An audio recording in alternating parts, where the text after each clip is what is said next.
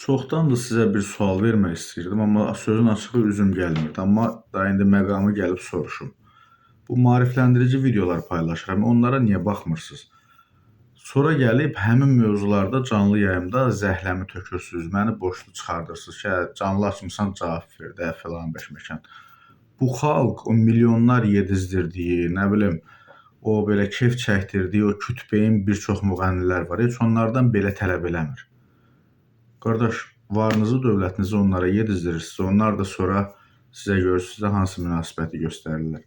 Gəlib hələ belə məni də boşlu çıxardırsınız. Bu da maarifləndirici videolar ona görə paylaşılır ki, yəni canlı yayımda hər sualı verməyəsiniz.